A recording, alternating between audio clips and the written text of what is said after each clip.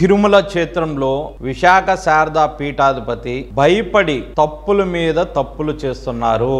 గత నెల 24/1/2024 సంవత్సరంన గౌరవ హైకోర్టు వారు తిరుమలలో విశాఖ శారదా పీఠం వారు కడుతున్న అక్రమ కట్టడాలను తక్షణమే నిలుపుదల చెయ్యాలని చెప్పి ఉత్తర్వులు ఇవ్వడం జరిగింది. అంతేకాకుండా నిజ నిర్ధారణ కోసం అడ్వకేట్ కమిషనర్ ను కూడా నియమించడం జరిగింది. వారు ఈ నెల 14/2/2024 తేదీన గౌరవ హైకోర్టులో అడ్వకేట్ కమిషనర్ ను నివేదికను సమర్పించమని చెప్పడం కూడా జరిగిందనమాట.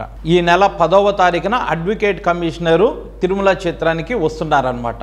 ఈ లోపల ఈ విశాఖ శారదా పీఠం వారు ఏదైతే అక్రమ కట్టడాలు కట్టారో వాటిని అన్నిటినీ సక్రమంగా చేయాలనుకుంటున్నారు. అందుకోసం కింద ఏదైతే గ్రౌండ్ ఫ్లోర్ ఉందో చుట్టూ ఉన్నటువంటి గోడల్ని రాత్రికి రాత్రి పగలగొట్టి అంతా బాగుందని కవరింగ్లు చేయాలనుకుంటున్నారు. మరి అదే విధంగా వెనకాల ఏదైతే కొన్ని వందల సంవత్సరాల కాలం నుంచి ప్రవహిస్తున్నటువంటి ఓట కాలువను కూడా కబ్జా చేసిన విశాఖ శారదా పీఠం వారు ఆ కాలువని ఒక హిటాచిని తెప్పించి మొత్తం కాలువను పూడికి కూడా తీసేసినారు.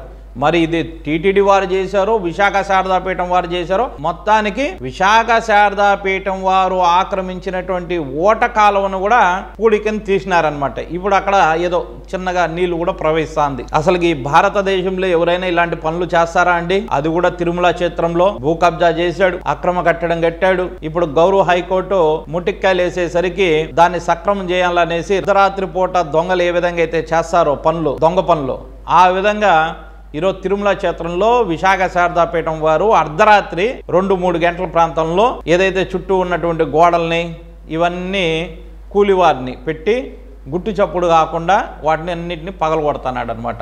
అసలు ఈయన స్వామీజీ ఏనా అనేది మీరు అందరూ కూడా ఆలోచించాల్సిన అవసరం ఉంది.